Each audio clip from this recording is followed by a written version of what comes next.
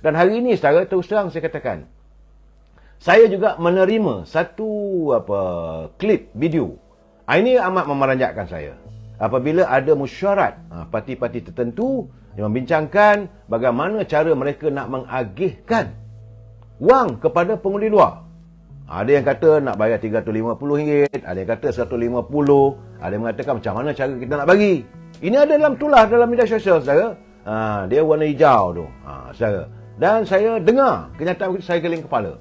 Apakah begitu murahnya nilai undi kepada anak muda? Lebih-lebih lagi pada nilai anak muda di luar kawasan. Ada pula yang berkata, dan bercakap dia dirakam. Saya pun tak tahu bagaimana perkara itu boleh tular. Saya mengharapkan benda tak berlaku, tapi nampak gayanya agak meyakinkan. Apabila dia kata, dulu kita bagi lebih kerana ada bantuan daripada satu, tapi sekarang ni ada tambahan. Jadi kita ini perbualannya tu, dia kata apa kita buat? Kita bawa mereka masuk bas, mereka minta membuat aku janji ataupun bersumpah. Jadi ada pula dalam tu kata kami di Kedah tak mau begitu. Kami lebih suka melalui media sosial dan duit tu kena bayar jugalah katanya. Saya kata takkan murah sangat nilai anak muda. Dan saya rasa jadi betul saudara Rizana Cik Ani dia kata betul lah, naik teksi pun driver pun dah cakap politik dah libat ke agama. Ini masalah saudara. Saya melihat dan bila saya mendengar culipan daripada video tersebut, gambar tak ada, cuma audio saya, suara. Saya geling kepala. Kalau itu berlaku, Allah, letihlah kita saudara. Jadi tak ada artinya kamu berkempen selama 14 hari itu kalau akhirnya kononnya nak sedangkan Suruhanjaya Pencegah Rasuah dah bagi tahu tak boleh kita menyediakan kenderaan. Dan itu dianggap sebagai rasuah. Itu dah awal-awal Suruhanjaya Pencegah Rasuah memaklumkan. Ini katakan kita bawa mereka masuk bas, dalam bas, wakil kita akan datang, kita minta. Jadi yang kata daripada Kedah, wakil daripada Kedah, dalam mesyuarat tu kononnya saya dengar laporan dulu, daripada Kedah dia kata, kami tak sukalah sebab budaya kami orang Kedah tak adalah nak kata sumpah-sumpah itu dan semini. Itu katanya. Jadi sekarang ni saudara, itu keadaan. Saya mengharapkan ini tidak berlaku dalam UMNO. Warga UMNO harus berusaha untuk mempertahankan digniti kita saudara. Soal orang nak undi-undi lah, tak nak undi nak buat macam mana saudara.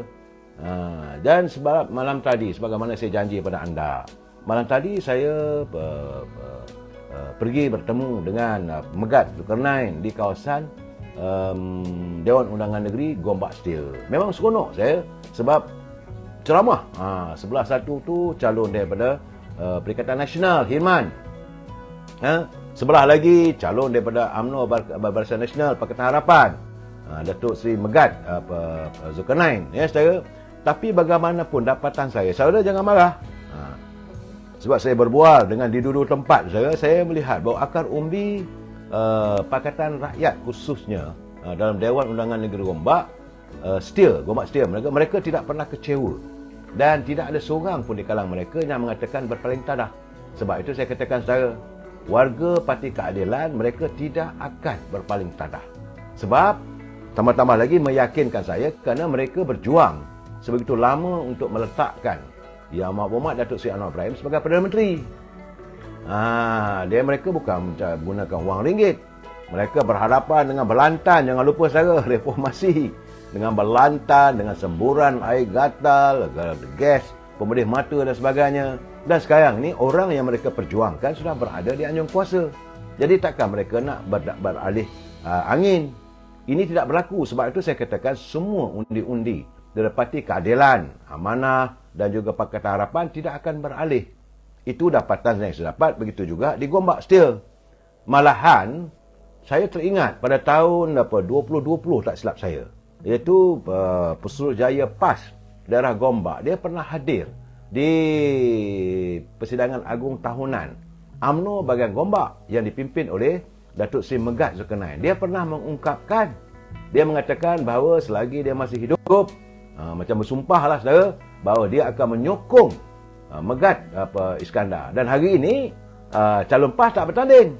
Jadi apakah pengundi-pengundi PAS ini akan dialihkan untuk menyokong Megat?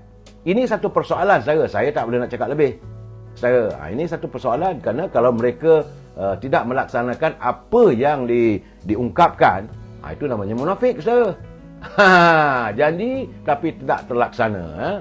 Jadi bagaimanapun bila saya bertemu dengan Tok Megat, dia melahirkan rasa terharunya atas sokongan kuat ahli-ahli dan jentera PKR sejak beliau memulakan kempen seminggu yang lalu. Dan banyaklah dulu dia merasakan ada kawasan hitam katanya. Ialah kawasan daripada PKR sebab waktu itu kita dengan Parti Keadilan tidak sealiran, tapi hari ini sudah bersama.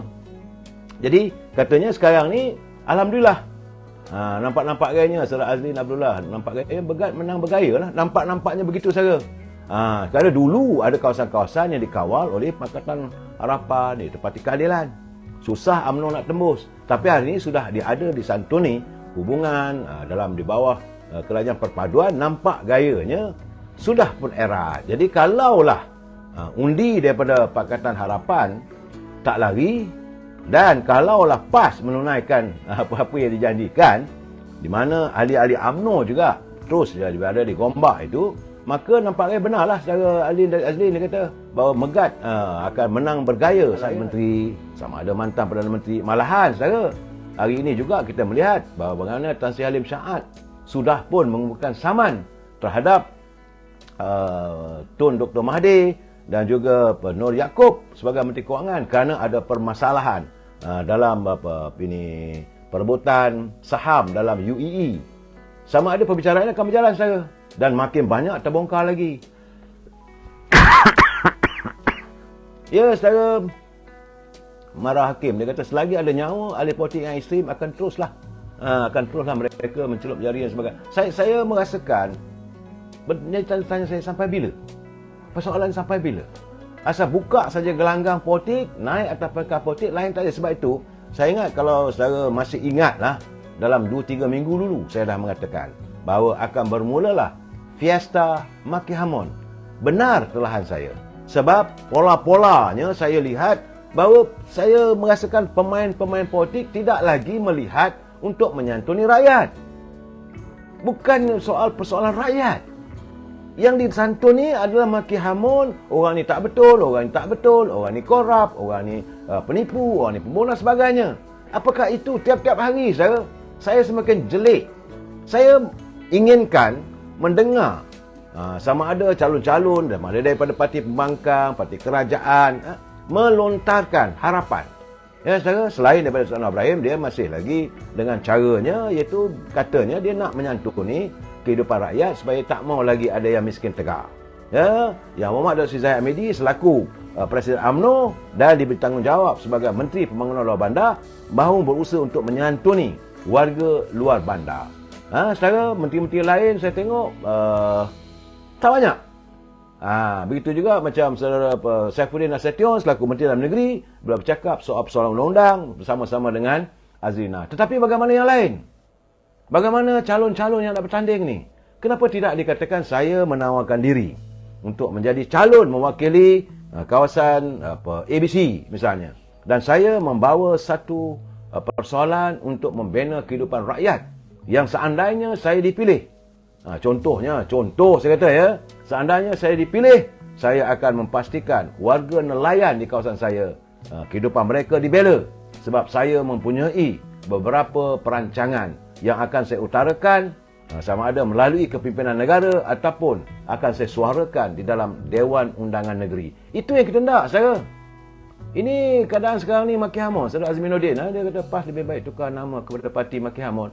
Saya tidak mau menuduh saya, tapi yang kita dengar itulah saya. Dan malahan lebih mengecewakan apabila kesucian, kesyumulan agama Islam itu menjadi bualan yang orang bukan Islam tengok apa ni? Apa ni sudah ada mereka menjaja syurga dan neraka. Ada kawan-kawan telefon saya tanya, what happened to your party? Dia kata, why? Dia kata, people are selling heaven and the hell. Dia kata, tak ada, tak betul tu. Dia kata. Jadi, orang daripada kaum lain, mereka yang bukan beragama Islam juga terperanjat apabila adanya omelan-omelan yang membicarakan soal neraka, soal syurga dan sebagainya. Dan